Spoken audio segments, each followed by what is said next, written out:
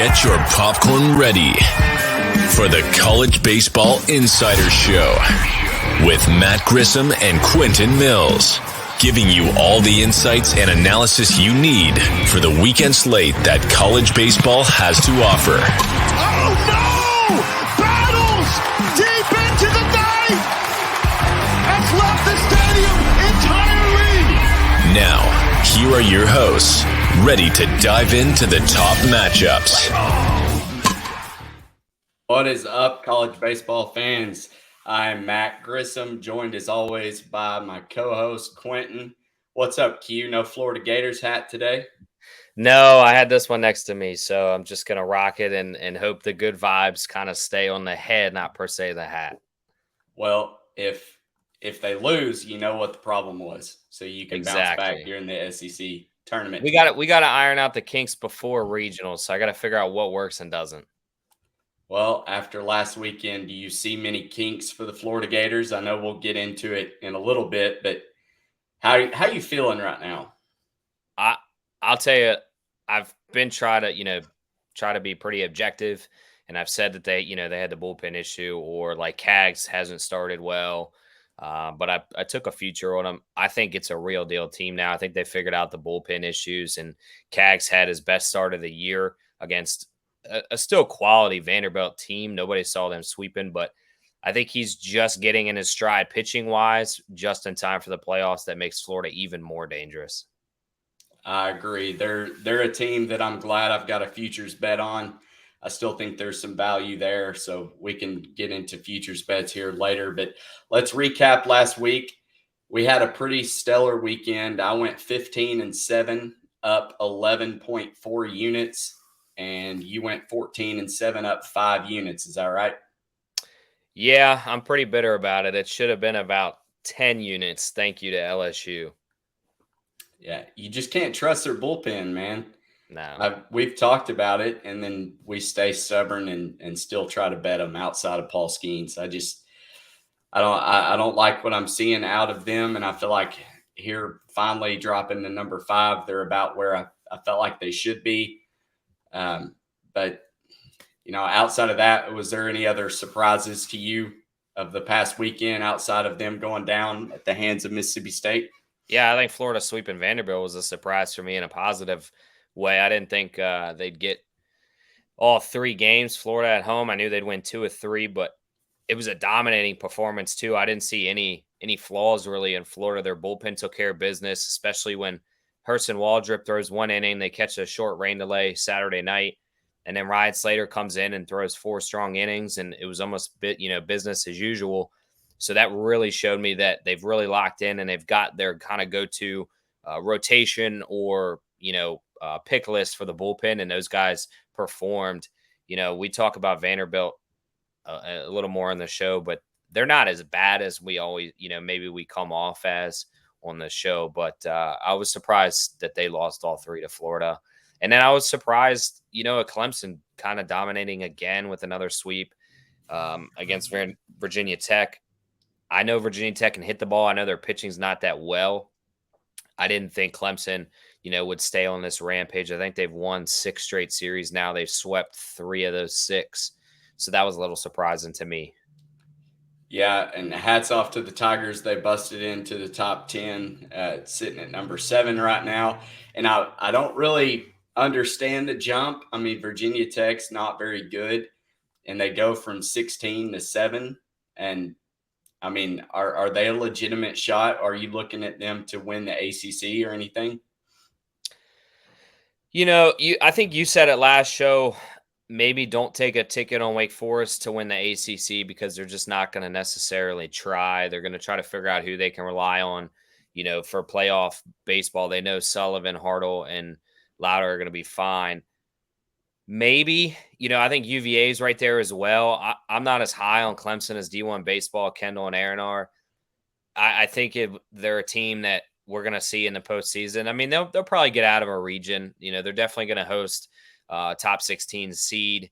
I don't know if they're going to be a top 8. That'll be, remains to be seen. But they're a team that I don't necessarily think is a huge factor to go to Omaha by any means. I think they're it's a year one with their coach. It's a situation where they're playing really well, but I think we're going to see them regress, kind of like I've been on Kentucky regressing and now South Carolina regressing. Yeah, and South Carolina, I guess I'm not surprised that Arkansas won that series. I was surprised at how bad South Carolina played. I just whatever they did, if they peaked too soon, they just don't look like a very good ball club right now. They've dropped 7 of their last 9 in the SEC against Auburn, Kentucky, and now Arkansas. This was a team there for a little while where, after that LSU series, we were hyping them up as potential national championship contenders. And now I think that's probably cooled off a little bit. I think that's reflective in their futures odds. But are there any other teams that you think are a contender or a pretender right now outside of our buddy with Kentucky, who just lost again, 5 SEC series that they've dropped? Yeah, I was surprised that the eye test analytics on Twitter kind of took his ball and went home. So that was a little surprising. But I think Virginia is a contender. I told you last week on the show, grab them with some pizza money at 25-1. I think you grab them again. They looked back to form. They really dominated Louisville in all aspects. Their bullpen shined. Their starting pitchers looked back to what they were against Miami. Very, very dominant. Nick Parker is back in the Friday night role. He took an injury to the face, missed a couple weeks, came back as the Saturday guy or the game 2. And now he's back into the game 1. And I think it's making everything better for that team and everybody kind of get back in the spot that they should have been. You can't count out Brian O'Connor's teams. I mean, the guy's a legend in the game for a reason. He's been to 2 College World Series finals. He's won 1 before. He's been to multiple College World Series appearances. They have Kyle Teal, one of the best catchers, one of the best hitters in the game. Jake Geloff, the same thing. They play small ball. They can hit the long ball. They do everything right. It was just that kind of the hot, cold, hot method. So I think you buy them, and I think they're a real contender to at least make Omaha. They can definitely make some noise once they're there because good coaches know how to prep. Dave Van Horn, Brian O'Connor, Kevin O'Sullivan, like those guys have been there. You might have a situation where Clemson maybe gets in there and their coach hasn't been there. And that, to me, is a big difference. I think coaching really matters there. So give me them as a contender. Yeah, Virginia plays host to Georgia Tech, who's coming off a series win against Duke. And that's another team, and I know they dropped their midweek game last night, but they've lost 2 or 3 in their last with Georgia Tech, and I can't buy them.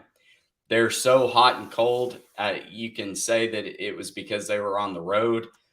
I don't know. I'm not buying either of the basketball schools in Duke or Kentucky. No, I agree. Duke, I mean, I texted it over this weekend or tweeted it, excuse me. They're a pretender. I mean, they struggle, they just casually it's funny they're talking about a casual Duke tweet had a casual stat or something. I said it was just a casual loss on Twitter. I was kind of hoping to maybe catch a bite, but they didn't want to entertain it. I mean, they lost to Gardner Webb. No offense to Gardner Webb. They're a good ball team. They're a good mid-major, but there's no reason this late in the season Duke's losing, a home series to Georgia Tech, and then you lose in a midweek to Gardner Webb. That team's on the decline. I watched one of their batters. They had bases loaded, and he swung at 3 of the worst sliders I've seen in consecutive pitches, and that tells me right there that they're kind of overwhelmed. They weren't even in the right batter's box. They were all the way. He's a right-handed batter, and they were all 3 starting in the left-hand batter's box. He struck out on 3 straight pitches. That tells me right there that this team is overwhelmed and not doing anything. Excuse me, they lost at home to Georgia Tech. Yeah. So that makes 1-3 in their last 4 at home. That's not where you want to be as we come down the stretch here to close out the season. They travel to Miami, which we'll get into in a little bit. But before we move on, did anything else in Week 13 catch your eye? No, I think we kind of hit it. We'll kind of talk more into some teams, that we alluded to, the Vanderbilts, the Floridas, the Arkansas, the UVAs and stuff as we kind of get to the Week 14. But if something catches mine, I'll jump back in. But as of right now, I'd probably say no. I think we covered everything. So let's talk about the first matchup here. We've got North Carolina going to that red hot team and the Clemson Tigers. And North Carolina is one of those teams that we bet on here and there. I personally can't ever get a read on them. I'm not sure which Tar Heels team is going to show up day in and day out. Clemson is on fire right now.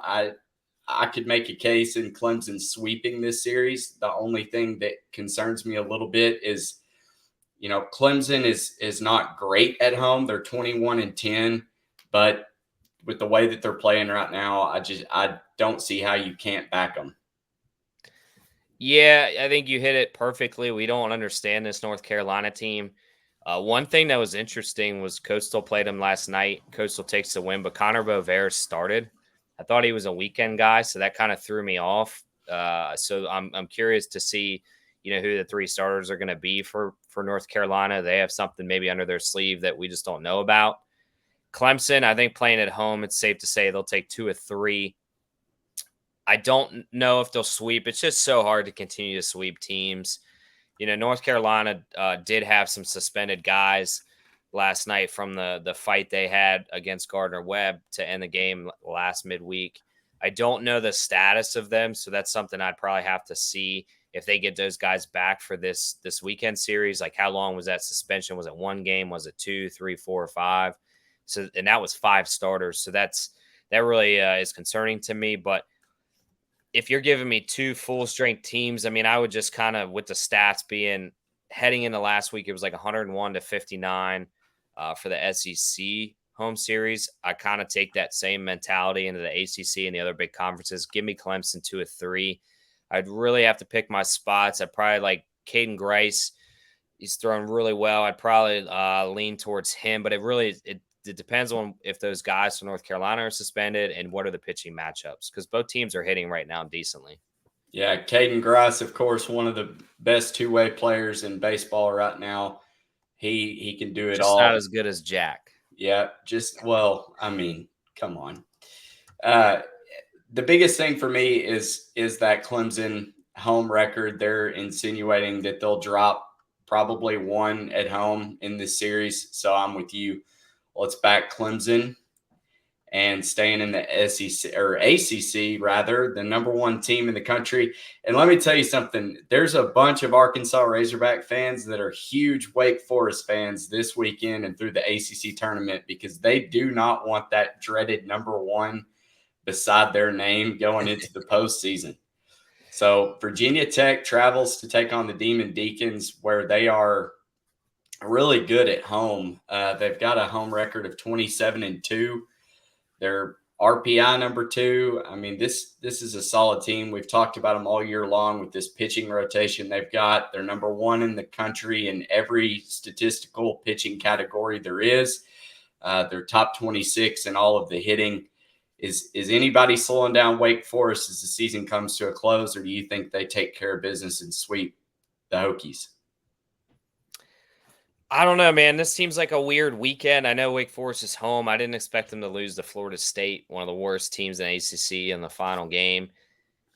They almost seemed a little tired at the end when I was watching them. I don't want to accuse them of that, but that's just kind of how they came off. I think they're ready for some playoff baseball. They've been dominant for so long. Now they're the number 1 team. Their RPI is obviously top. I would think they get 2 or 3 here. I wouldn't be surprised at a sweep, but Virginia Tech is desperate.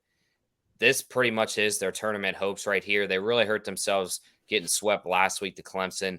If they make a statement in this series, that really helps their chances of making an at-large bid.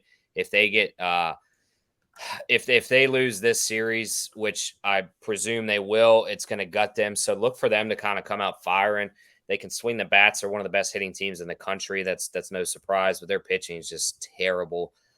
Give me Wake Forest 2 or 3, if not the sweep. I could just see Tech trying to play, maybe in a playoff mindset, because they know their season kind of hinges on this series. Yeah, and I agree with that. I think Wake could potentially sweep. I think the better bet is just to bet them straight up in a parlay every game, and if it comes down to it where they're in a position to sweep, or if they maybe drop the middle game, that you can hammer them big in the last game. And then another team that just keeps falling from grace, LSU.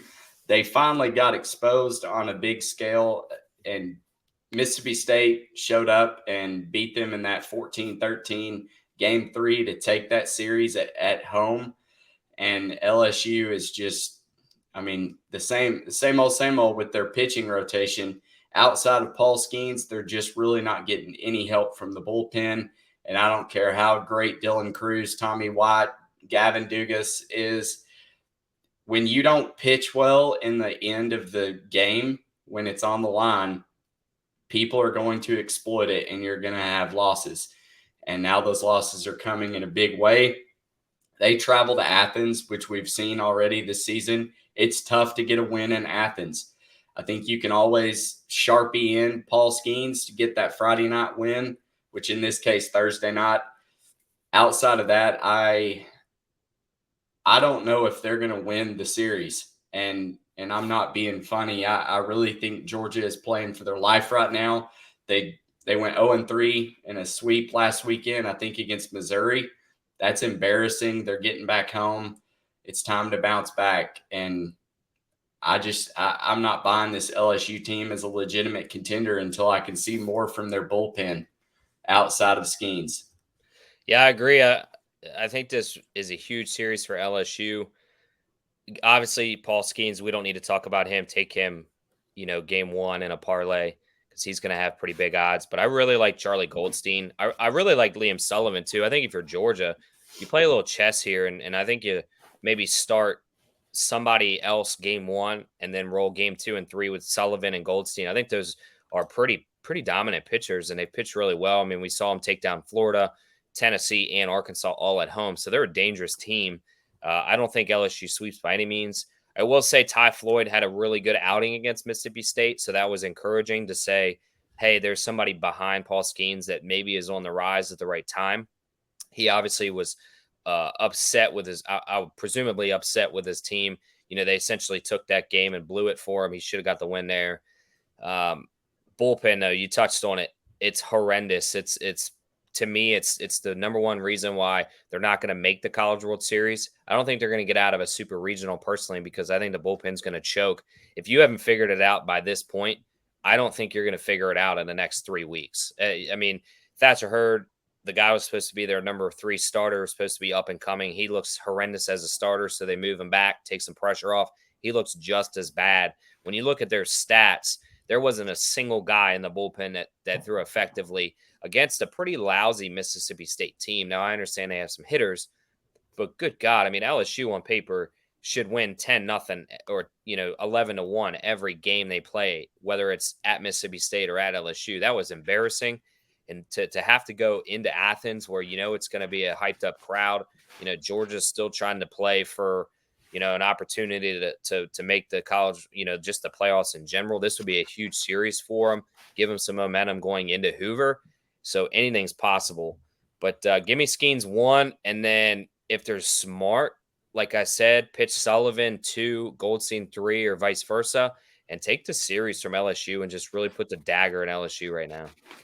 And it's interesting you say that, because I want to talk about how the regionals are set up, and if they're according to 11.7, our friends over there, they've got LSU as the 4 overall seed, and they would host Southern Miss as the 2, TCU as the 3, and then Nicholls State as the 4. So playing chess, you would assume that they would save Paul Skeens for that second day, start Ty Floyd maybe against Nicholls State.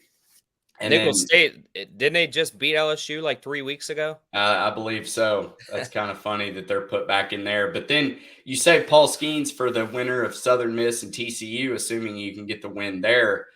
But then, I mean, you talk about the super regionals where it's the best of 3. They're in the same situation they're in right now with not having a solidified day 2, day 3 guy that can hold on to a lead.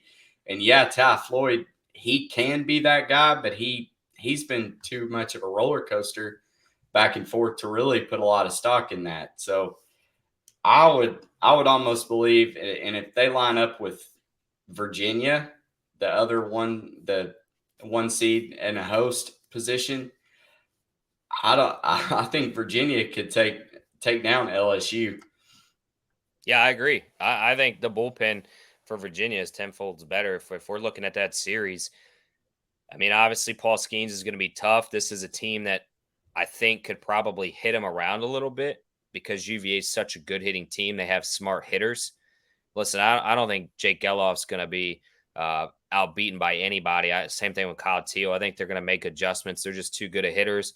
You know, you've got Casey Salke, another good hitter. O'Donnell, like you just go down the list, and they're not power guys. They're just true hitters. And they're going to cause LSU to have to get in a slugfest. And when you get into a slugfest, that tells me right there that your pitching side of things isn't working. And I think that's where UVA could take their advantage if that is the matchup. I'm telling you, I don't think LSU's getting out of the Super Regional. I think the bullpen's going to kill them because Skeens can't go 9 every game. Ty Floyd's got to be perfect. And whoever else they want to experiment in the third role, whether it's Cooper, Hurd, Little, they're not impressive. I mean, I just don't understand. You can't throw Skeens every game. And eventually, if you try to 2 and 3 day start him, he's going to get a little tired no matter how dominant he is. So I think it's a hard road for LSU right now. And if you're Jay Johnson, I mean, you got to be shitting your pants because, again, if you can't figure out the bullpen now, you're not going to figure it out in 3 weeks. We're not just putting on magical slippers here. Well, let's talk about a team that does have a very solidified 3-day guy or 3-day rotation, rather. Florida Gators, they go to Lexington to take on the #1 RPI team. And I've just got to say, I'm a believer in the RPI. I think it's a good stat to kind of base everything around. But you're getting into the time of the season here over the last couple of weeks where teams are canceling games. Do you look at that as kind of being cheap? I mean, does it really matter, or are these guys just wanting to cancel so they can just take a night off, basically? I forget who tweeted it. I did agree with it. They pretty much said like it is kind of bad when a team is punished for winning a game. I think if you took the the punishment factor out for winning, I think they would stop canceling the games. But they're playing a game, right? It's chess. Sometimes you're gonna just not play, or you're gonna take another option or game plan to kind of get further along. And credit to the coaches. I mean, it's kind of petty. These smaller schools, I would imagine, probably still get paid when maybe a Kentucky or Florida cancels on them for RPI reasonings. I don't know that to be factual. I hope they get paid because it's not on them. They played the schedule they're supposed to. But I think it is unfair to take a team who has a midweek game and punish them to win. Take that out, and I think we have a better RPI. If you lose that game, obviously you drop. But I think there's some tweaking that can be done now that we're kind of playing some loophole games here. I think that's the best thing. It is a good system. I think it just needs tweaked. So how are you feeling as a Gators fan going to Lexington? Because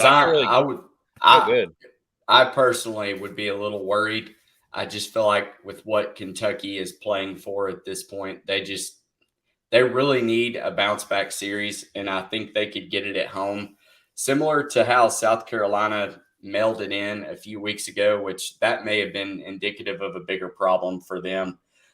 But I don't know. I could see Florida kind of, I don't know, looking past Kentucky may not be the right word, but their eyes are in bigger places. I feel like they want to get down to Hoover, take care of business as much as they can in the SEC tournament, and then they're in that, national seed picture already.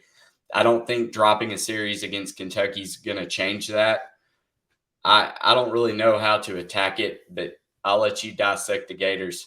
You seem pretty confident. Yeah, and I'll tell you why. So Florida is 8-2 in their SEC series. The 2 losses were on the road, and don't think Kevin O'Sullivan doesn't have that circled as a stat. He understands Omaha is on the road. Yes, it's the big stage, but it's a road game, right? You don't have your fans with the exception of the several thousand that travel, but it's not a true home game, if that makes sense. Kentucky's good, but I think Florida is going to have their head down in the fact that Kevin O'Sullivan is going to throw that in their face and say, look, you may have to go play on the road at some point in this playoffs. As a fact, you will. You have to go to Omaha. You have to be able to win outside of, Conjure Family Ballpark. the College World Series isn't played in Gainesville, Florida.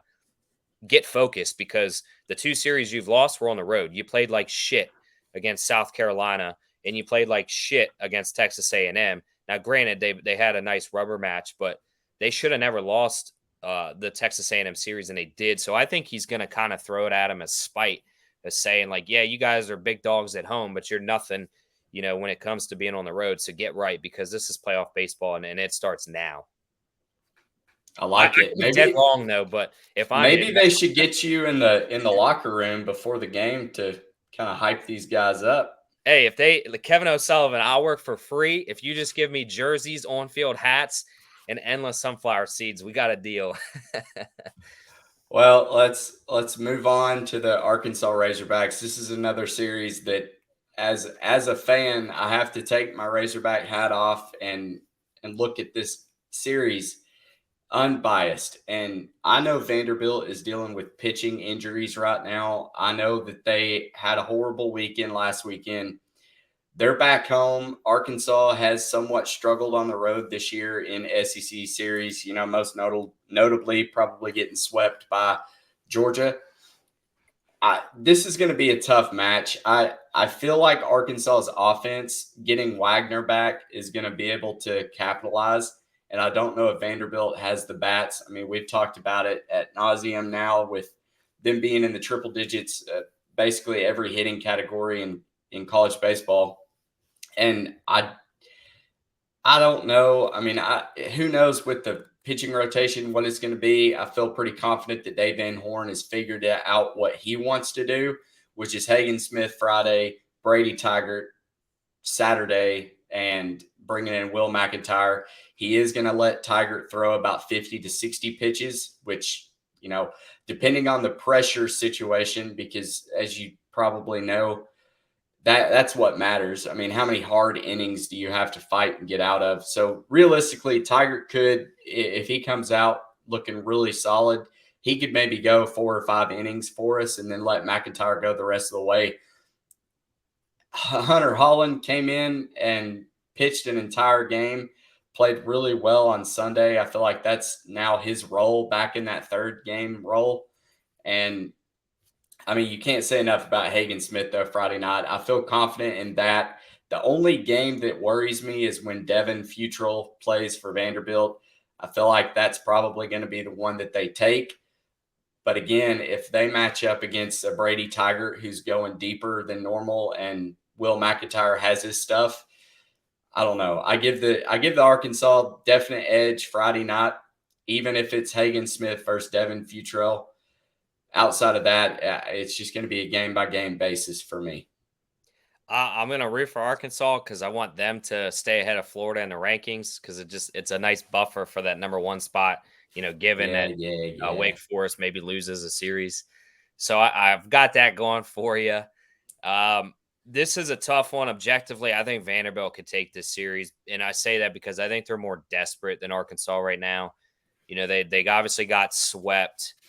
They get to come back home. They're playing for a national seed. Arkansas has already locked up a national seed, and I think that could matter here. Futrell looked really, really good against Florida.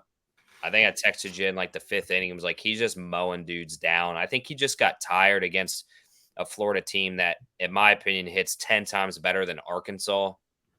If he's pitching to like a sub 300 batting average team like Arkansas, I think he could go 7 strong innings, and that just puts some pressure on the Arkansas Razorbacks hitting. Arkansas hasn't really hit well for me. They've had timely hits. Hopefully those hits continue. But that's what scares me. I think if this series was at Fayetteville, then I would have way more confidence. Hunter Holland, incredible complete game start and finish. Does he kind of regress, maybe just a little tired from that? It's just so hard to tell with these college kids. I wouldn't be surprised if it goes 2-1 either way. I don't think it's a sweep series, but I might, like you said, kind of roll the dice on Vandy with Futrell, and then depending on when he starts, if he's a game 1 guy, kind of go from there. Like you said, Tigert, he's throwing 1 inning, 2 innings, 3 innings. Now he's up to the 4 and the 5. He looked really well. McIntyre didn't look that great, in my opinion, in comparison to Tigert. The offense was flat. They've got to have an electrified offense to beat Vanderbilt. Because again, I think Vanderbilt's really desperate right now. So a little bit of breaking news: Peyton Stovall is done for the season. Dave Oh, Van Horn just announced that he's got a torn labrum. that's So not good. just add that to the list of more injuries. However, I will say Peyton Holt, that's been stepping in for Peyton Stovall, he's playing lights out right now. Oh, I for mean, sure. the dude got on base, I think, every at bat this previous series. He And seems pretty comfortable now too. yeah, and another guy, Gage Wood, who's coming in out of the bullpen. Man, when he's on, when he gets his swagger, like on that third punch out to end Yeah, an inning, I don't know if there's a kid more confident. And this kid's a true freshman. he's gonna So be a stud. the Batesville boss out there just mowing people down, and he sticks his tongue out, has that whole Jordan swagger going. It's a fun team to watch right now. They're definitely giving me a lot more confidence as the season progresses, and you kind of figure out who this team wants to be. They play for each other, and even with all the injuries that they've been handed down, they just continue to win. And I don't know. I'm excited. The ceiling, I don't know what it's going to be, but the floor looks really good for Arkansas right now. I mean, at the very least, I feel like we should be an Omaha team just because of the talent that they've got and the way that they're all playing together. So we Do will they see. what Wagner, what's his situation? Because I kind of, if I'm Dave Van Horn and he's ready to go, I would want him in this series to kind of get ready for Hoover. I don't want bracket play to be the time where I bring this guy in and mess with the lineup because Yeah. he's been out. What you have has been working. You know, obviously he's an Well, impact hitter, but I to would rather quote, him play this and then go into Hoover versus starting in Hoover. to quote Dave Van Horn on when he was asked if he expects Jared Wagner to play this weekend, yep, All right. that's all he said. So I listen to the like it. man. Talking about the South Carolina Gamecocks coming off getting beat in a series against Arkansas. They play host to Tennessee, who, again, is one of those teams that just have to get this figured out. They had a really good weekend last weekend. Do they go into South Carolina and beat up this already beat up Gamecock squad? It's a flip of the coin to me, honestly. To be honest, I don't know if I'll bet on this series at all because I think South Carolina needs to catch a win. They're the home team, which helps this a lot. If they were playing in Tennessee, then I would easily give Tennessee the lead. But Tennessee's not the greatest road team. They're dominant, obviously, in Knoxville, but they have a lot of question marks too. I mean, they're one of the better hitting teams in the country. On paper, statistically, they're one of the best pitching staffs, but they're not putting it together on the road like they are at home. So because it's two unknowns, you got a bad road team and then you got a reeling team with South Carolina. To me, it's a stay away. But if I had to pick one here, I think South Carolina probably gets a series being at home. Well, 11.7's Pick'em contest, of course, had Tennessee and South Carolina. I had to go with the Gamecocks just because of that atrocious road record for Tennessee. They are 3-12, and I just think South Carolina's got to be the more desperate team here. They could maybe, if they take the series, maybe even have to sweep to get back in that national seed picture.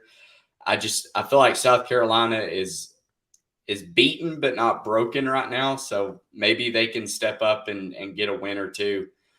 It's going to be tough. I mean, Tennessee, like you said, on paper, they are one of the best pitching staffs in the country. They're 3-3, 2-2 in ERA, whip, on and so forth. But it just doesn't travel. And for whatever reason, I can't figure it out because it should. I mean, pitching should be one of the best things that you can travel with and have confidence in.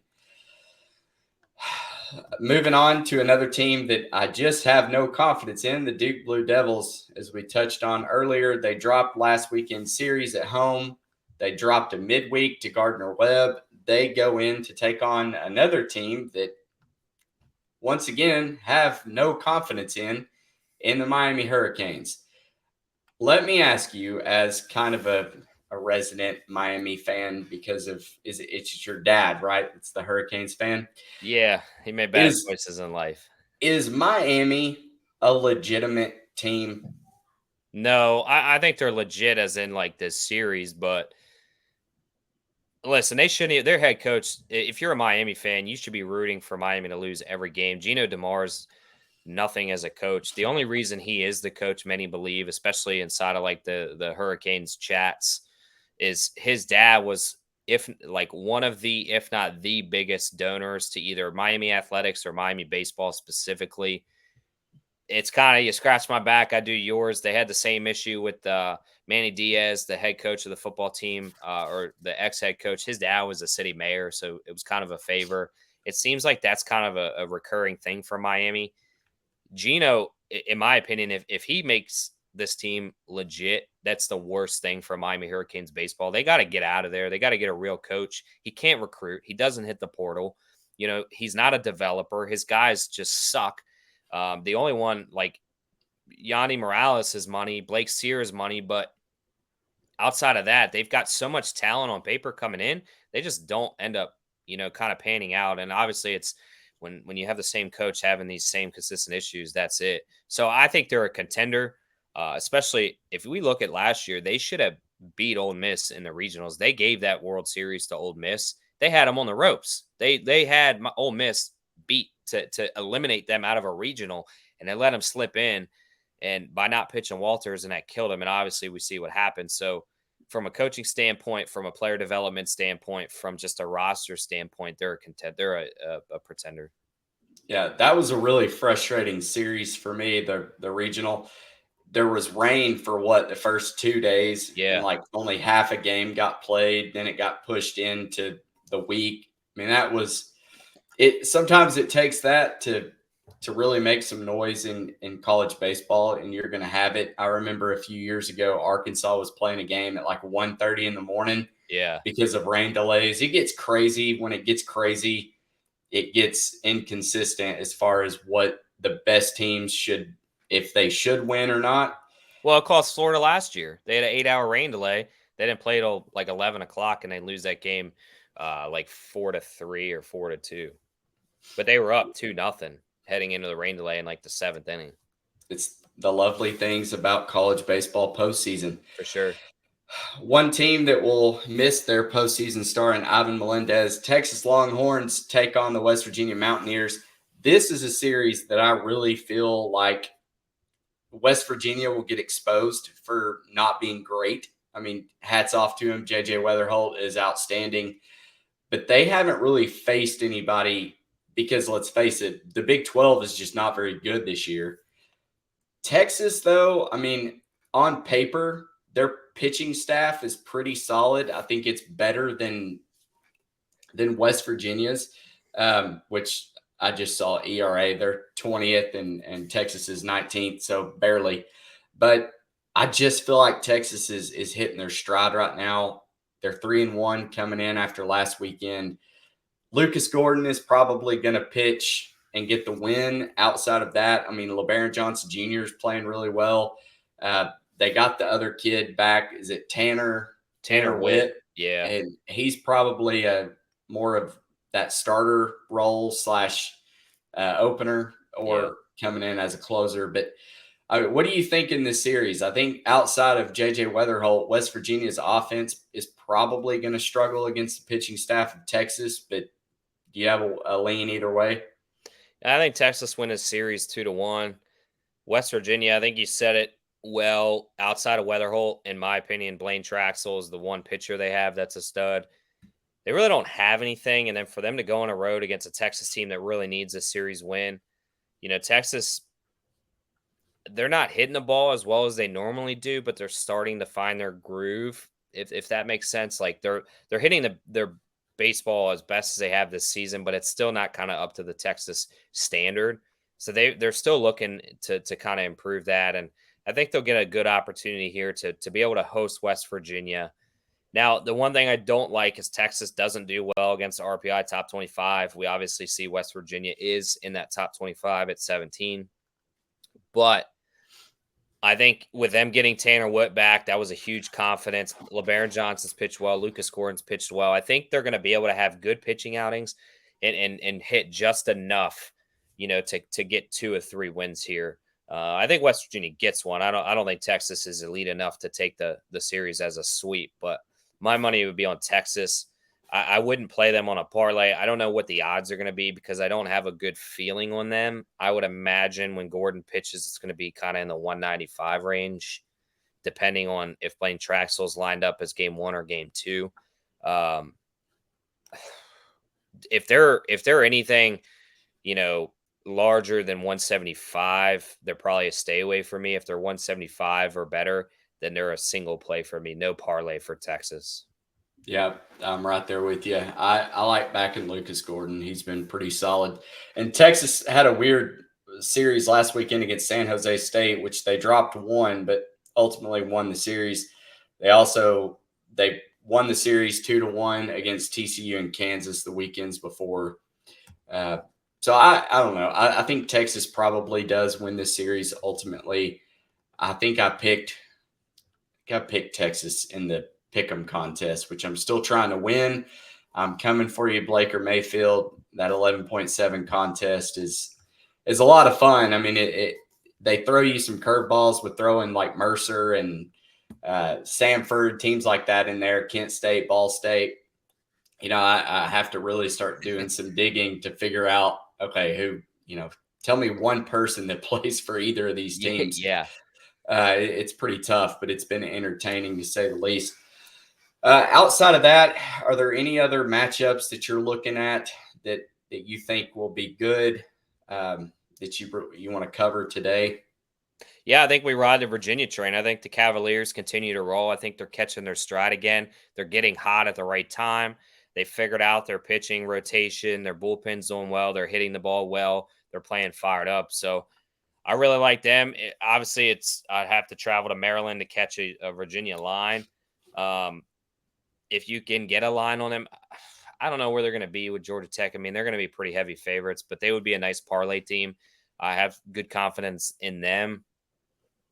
I'm looking at the ones you have here. Southern Miss wouldn't be bad. They're playing really good ball right now. Louisiana's good, but Southern Miss is at home, and we know Hattiesburg is a tough place to play. That would be one series to look at. No really Pac-12 matchups. I mean, who's Oregon State playing? They just came off a midweek loss. Do you have that? No, I don't. They're going to play somebody with a record below 500 because I just put the ones that were notable on here. Okay, so they're playing. That can't be right. They got them Western Carolina. I'm looking to see if that's a midweek. No, that's a 3-game series. Yeah. I mean, put Oregon State in a parlay every single day. That should be a 3-game sweep for them playing Western Carolina. Heavy odds, though. They're probably going to be 450 odds, I would imagine, somewhere in that 350 to 450 range.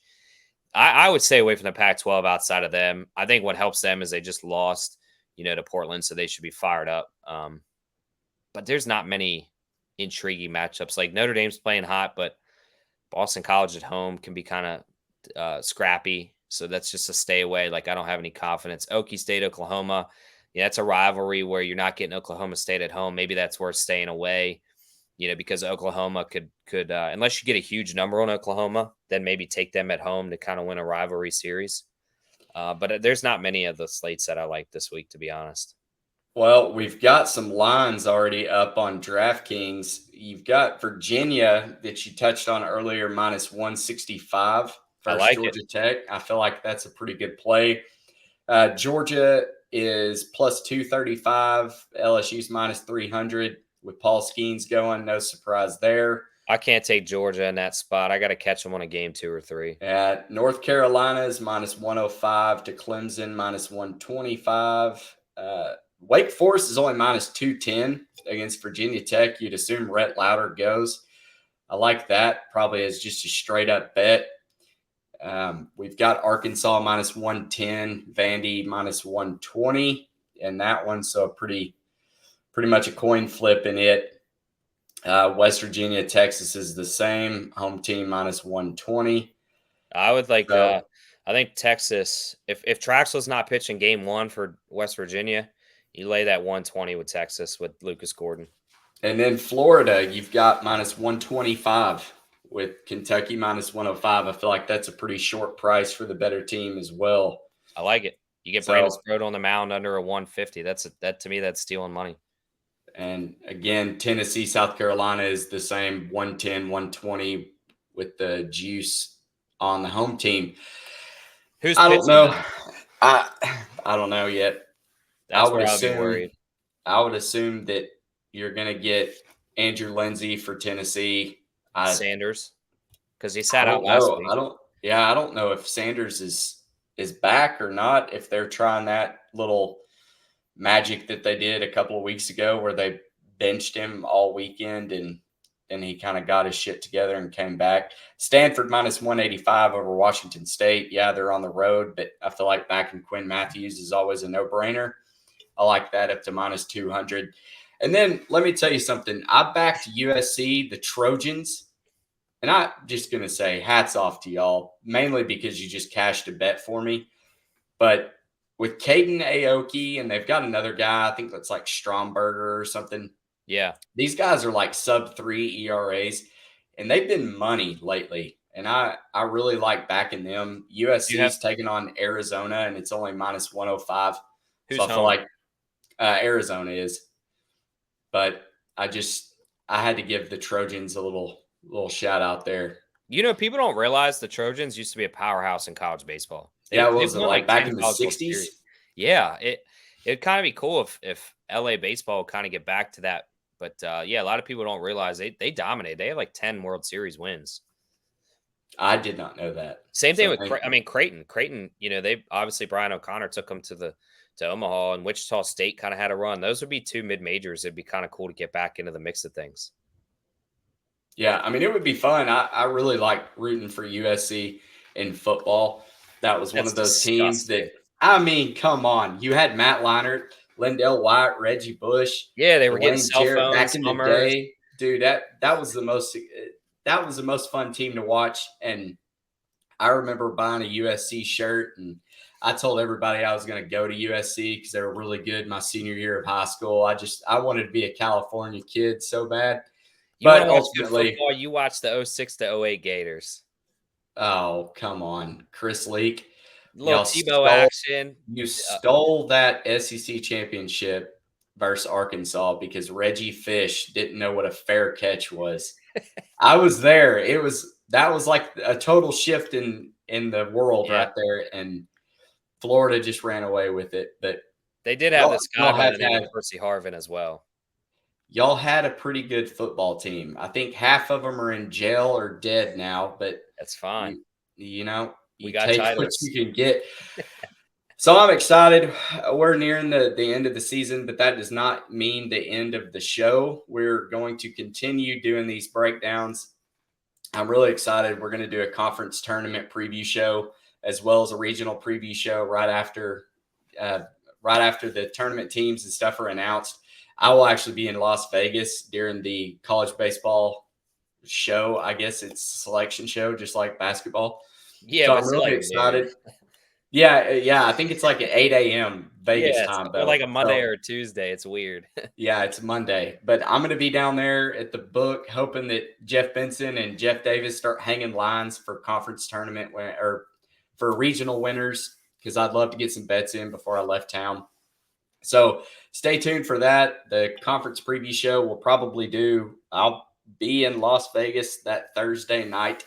So maybe we can either hit a Wednesday afternoon show again, or I'll have to do the Thursday one from Las Vegas. But make sure you're following us along at CBSB Insiders or collegebaseballinsiders.com, where we post all of our content. As always, thank you for everybody that tuned in live. And if you didn't, I hope you're watching this over the weekend and getting some winners. So, Q, got anything else? Let's just not have collapses by Wake Forest, LSU, and some teams that have no business losing to get my units up, because I've just absolutely been raped by some bad losses, and it's getting frustrating. Well, my units should be way higher. If you could give me one absolute lock, I don't care how big of a favorite they are, to sweep a series, who would you take? No, it's a curveball. We didn't prep for this. No, I mean, I'm looking at the matchups. Man, I would say it would have to come down to either like UVA or man, I really could see Florida sweeping Kentucky. I'm not saying it's going to happen, but Bold. if That's you had to bold. put that on me, if you just look at it as a team, I mean, Kentucky has to hit way more hits to score because they can't hit a home run. And they got like 40 in the whole year. I mean, there's high school baseball teams with more than that against just three. If Cags, and I say this, it's a perfect world. If Cags pitches the way he did the other night, there's no reason why they can't sweep Kentucky. They took Vanderbilt. I'm going to take the easy way out. I'm going to say Auburn is going to get the home sweep over Missouri. Missouri Well, you is didn't even, dog shit. They're not going to. that wasn't what we covered. I was just looking at the lines. Oh, well, I get thought it was just kind of what we covered. I gave you no rules. You All could right. do with it with what you wanted. I think But UVA would be my pick. I did get a DM from a guy that wanted me to talk about the Auburn series and Alabama series. Unfortunately, I still don't see Alabama lines. So, That's being that hard this is a because they're such a college, good team. this is a college baseball betting show. Do So it's we kind of real all quick, centric around the lines. But because of that, that's a good kind of last question I have. If you're the NCAA and you get into tournament ball, do you start posting lines for Alabama or do you shoot yourself in the foot? Whether it's regionals, super regionals, and not post a line. I think you have to post a I line. don't know how you can't. I mean, that's stupid. I would love to be able take to talk about them. I want to take Alabama to win the SEC tournament. No, you don't. Yes, I do. I do. You want to donate, just send it to me. I'll send you my Venmo. All right. Go follow us, collegebaseballinsiders.com, and follow all of our best bets. I'm going to try to do better about posting the graphics. I usually get them out on Thursday or Friday series, and then I usually take the weekend off where I'm just tweeting them out. It's easier. I've got a 4-year-old that's running around usually throwing a ball at me. So I apologize, but I'll try to get better about posting them. As always, you can check out our Patreon account. Donate if you want to, if we're making you money. Outside of that, cash some tickets. We'll see you next week.